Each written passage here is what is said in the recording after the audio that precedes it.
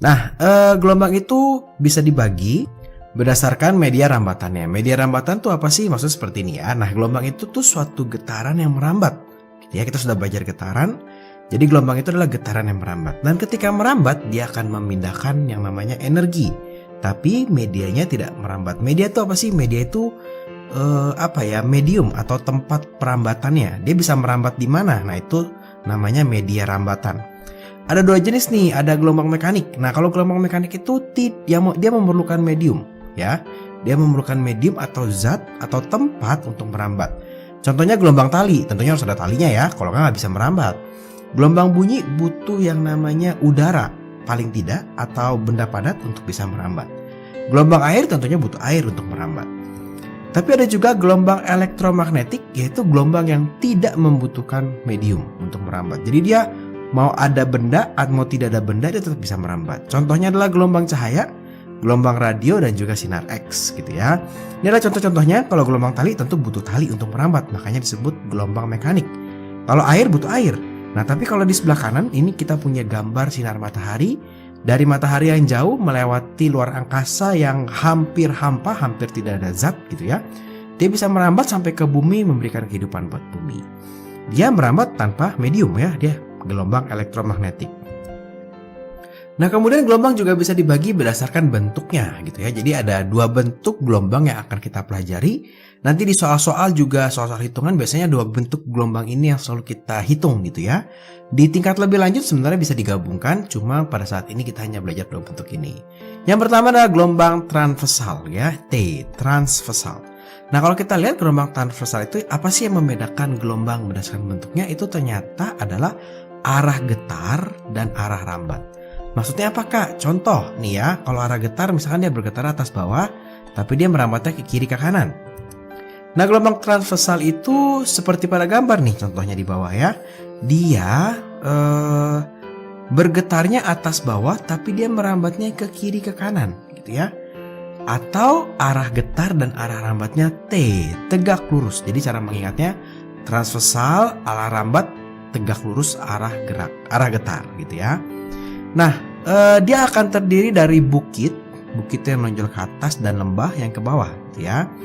Nanti kita akan banyak belajar atau banyak ketemu dengan istilah panjang satu gelombang.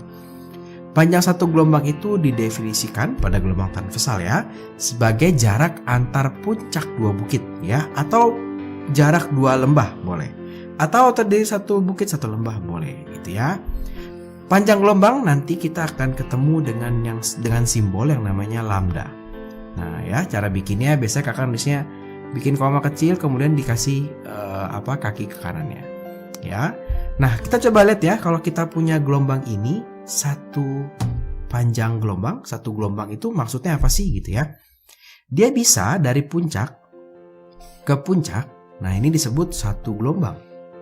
Ya, satu gelombang. Atau bisa juga dia dari lembah ke lembah ya, dari titik lembah, nah dari sini ke sini. Bisa juga disebut satu gelombang ya, atau bisa juga dia terdiri dari satu bukit, nah ini satu bukit ke satu lembah gitu ya. Nah, pada intinya sebenarnya gelombang ini bisa kita bagi menjadi kira-kira 4 bagian gitu ya. Satu gelombang ini bisa kita bagi jadi 4 bagian.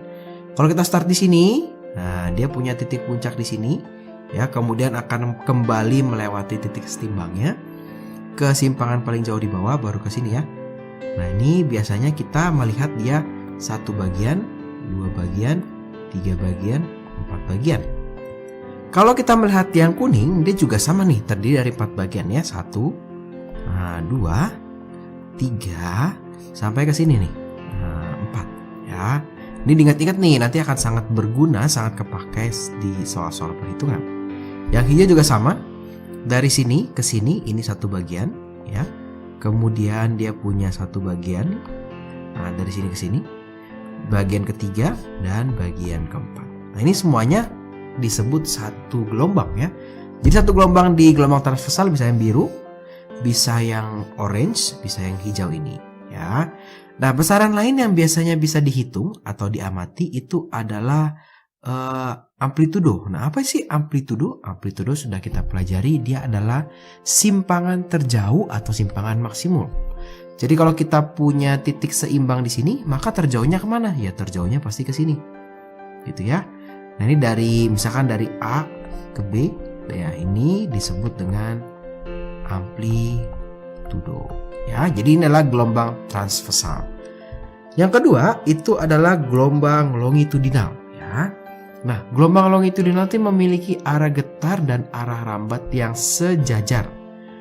Jadi kalau tadi dia tegak lurus, ya kalau yang ini adalah sejajar. Dia terdiri dari renggangan dan rapatan ya. Dia jadi ada yang rapat, ada yang renggang. Satu gelombang atau lambda didefinisikan sebagai jarak antara pusat rapatan atau jarak antara pusat renggangan. Ya, jadi kalau misalkan kakak di sini punya rapatan di sini ya, dia pusatnya di sini. Kalau kita lihat, ya, di 1, 2, 3, di sini juga sama. Nah, biasanya sih rapatan dan renggangannya sama nih. Kayak kita lihat di sini ya, di sini renggangan rapatannya 1, 2, 3, 4, 5, 6 loop, 6 lingkaran. Ya, di sini juga sama, 1, 2, 3, 4, 5, 6. Si renggangannya hanya terdiri dari 1, 2, 3, 4, 5. Nggak apa-apa gitu ya. Nah, ini adalah satu gelombang si orange ini. Oke. Satu gelombang. Atau bisa juga kita menggunakan dari pusat dari di sini, ini pusatnya di sini ya.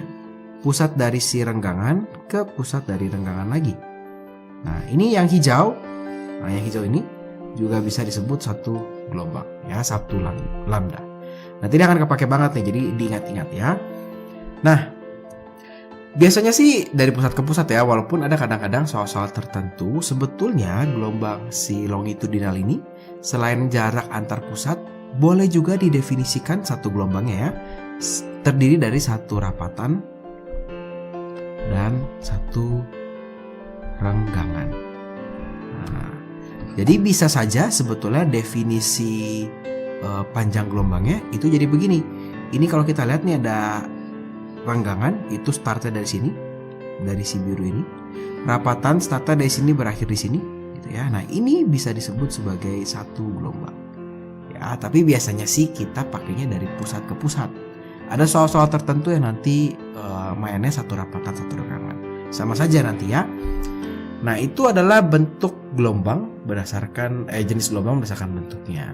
Terus apa sih sifat gelombang gitu ya? Nah, gelombang itu memiliki sifat-sifat khusus dan ini berlaku pada setiap jenis gelombang, baik gelombang cahaya, gelombang bunyi dan yang lain-lain gitu ya. Yang pertama, dia dapat merambat, tentu ya, kan tadi definisinya gelombang adalah getaran yang merambat. Dia dapat memindahkan energi. Ya, contohnya cahaya matahari bisa memindahkan energi panas menjadi sumber kehidupan bagi bumi. Nah, perlu dicatat, yang dipindahkan hanya energinya ya. Gelombang, nah, ini gelombang tidak memindahkan mediumnya. Jadi dia memindahkan energi, misalkan gelombang air nih, dia memindahkan energi melalui air, tapi airnya tidak berpindah. Nah, itu adalah sifat dari si gelombang. Kemudian dapat dipantulkan. Nah, contohnya kalau kita bermain laser, ya, adik-adik mungkin teman-teman juga mungkin pernah main laser gitu ya. Kalau kita tembakkan ke kaca dia bisa memantul. Ya, ini contohnya laser ditembakkan bisa memantul. Atau USG ya, ultrasonografi. Nah, ini biasanya dipakai untuk melihat janin atau melihat luka juga bisa. Jadi nggak harus melihat janin gitu ya, nggak harus melihat bayi dalam perut. Bisa saja misalkan tenggorokan kita atau lambung kita ada yang terluka, bisa dilihat pakai USG gitu ya. Kemudian aplikasi berikutnya adalah biasanya sonar. Ya, sonar itu apa ya? Alat pendeteksi yang dipakai di kapal, biasanya untuk mengukur kedalaman atau kalau di kapal perang untuk mencari kapal selam. Ya, itu sonar. Jadi dia kalau menemukan dinding atau benda, dia akan dipantulkan. Jadi kalau di sini nih kita lihat cahayanya, ini cahayanya dipantulkan gitu ya. Di sini suaranya, kalau sonar pakai suara, akan merambat, akan dipantulkan. Nah, si kapal akan tahu, oh di sini ada dinding miring. Yang merambat ke sini dipantulkan, dia akan tahu, oh di sini dindingnya tegak. Yang ke sini dipantulkan, dia akan tahu, oh ini dalamnya berapa dan sebagainya. Sifat yang keempat, nah gelombang ini bisa dibiaskan atau direfraksikan. Ya, jadi kalau dia melewati media yang berbeda, berpindah media, contoh dari udara ke air, dari udara ke kaca misalnya, itu gelombang bisa dibiaskan atau dibelokkan. Baik gelombang bunyi, baik gelombang cahaya. Cuma yang kelihatan biasanya gelombang cahaya. Ini contoh-contohnya ya. Misalkan kita punya prisma, ya kita tembakkan cahaya, di sini kita sangat terlihat jelas kalau cahayanya berbelok. Nah, ini adalah dibiaskan. Atau kalau teman-teman melihat pensil yang dicelupkan dalam gelas, dia akan ada batas tertentu di sini, gitu ya, yang seolah-olah pensilnya kok patah ya, itu dibiaskan. Atau pada jalanan yang panas, kita suka melihat bayangan mobil di jalanan aspal, padahal bukan kaca nih ya, tapi jadi seperti kaca. Itu karena pembiasan juga. Atau misal begini, kalau teman-teman pernah melewati sebuah kolam, terus teman-teman merasa kolamnya pendek nih, tapi ketika teman-teman nyemplung ternyata lebih dalam dari yang teman-teman kira. Nah, itu karena dasar kolam mengalami pembiasan, sehingga yang kita lihat seolah-olah lebih pendek. Nah, yang kelima, sifat gelombang itu adalah kalau dia ketemu penghalang yang memiliki celah. Nah, bedanya apa nih sama pemantulan ya? Kalau pemantulan dia menemukan penghalang aja. Kalau defraksi dia bertemu dengan penghalang tapi ada celahnya. Nah, contohnya seperti ini. Ini yang di sebelah kiri itu adalah contoh kalau cahaya. Ya, bisa seperti ini, seolah-olah cahayanya itu dari sejajar berubah menjadi spiral gitu ya, mempunyai arah yang berbeda ketika datangnya. Atau kalau kita di pantai ketemu celah kecil, ombak itu datangnya sejajar gitu ya, datangnya sejajar, tapi kemudian ketika melewati celah itu, nah ombaknya jadi sedikit berubah nih gelombangnya. Nah, itu dia didefraksikan, berubah arahnya. Yang kelima, nah ini dua atau lebih gelombang. Yang keenam, bisa saling menguatkan atau saling menghilangkan jika digabung. Nah, ini sifatnya disebut interferensi ya. Ini gelombang mempunyai sifat bisa terinterferensi. Contohnya ini adalah gambaran dari sebuah gelombang longitudinal. Yang merah itu adalah hasil penjumlahannya. Kalau kita lihat ada saat tertentu merahnya itu nggak ada sama sekali, karena gelombang biru dan gelombang hijaunya saling meniadakan. Tapi ada saat tertentu si gelombang merahnya ini tinggi sekali. Ya, kalau kita lihat dia paling tinggi itu sampai di sini. Ya, kenapa? Karena dia saling menguatkan. Jadi si gelombang biru dan gelombang hijau saling menguatkan sehingga gelombang merah yang dihasilkan menjadi lebih besar. Nah, itu adalah 6 sifat gelombang. Nah, sekarang yang terakhir kita akan belajar tentang apa sih manfaat gelombang gitu ya. Nah, gelombang laut tuh salah satu contoh ya. Ini ada banyak contoh, bisa digunakan sebagai pembangkit listrik. Nah, ini kalau kita lihat ada alat ya seperti ular, cuma dia nanti akan naik turun di laut. Nah, ini akan naik turun di laut gitu ya si ularnya. Nah, dia sebagai pembangkit listrik, nanti ada kabel yang disambungkan untuk menyalurkan listriknya. Kemudian gelombang cahaya tentunya bisa untuk pembangkit listrik ya. Nih, ini kita lihat nih, cahaya matahari masuk ke dalam solar panel biasanya namanya.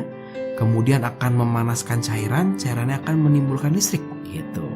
Atau untuk fotosintesis nih, untuk si rumput atau untuk si pohon, itu adalah manfaat dari gelombang cahaya. Nah, yang paling modern adalah gelombang microwave gitu ya. Sebetulnya di luar angkasa tuh banyak banget yang namanya microwave gitu ya. Tapi yang dalam kehidupan kita sehari-hari yang paling sering kita temui adalah ini, yang microwave gitu, namanya microwave. Disebut microwave karena dia menggunakan gelombang mikro. Nah, sedikit tips buat teman-teman yang suka menghangatkan makanan dengan microwave. Microwave itu menghangatkan makanan dari tengah keluar ya. Jadi hati-hati, kadang-kadang kita kalau memanaskan makanan terlalu lama di microwave, tengahnya bisa gosong. Nah, yang terakhir adalah gelombang bunyi. Tadi sudah kakak sebutkan, bisa untuk USG atau bisa untuk sonar ya. Nah, kira-kira demikian video kali ini.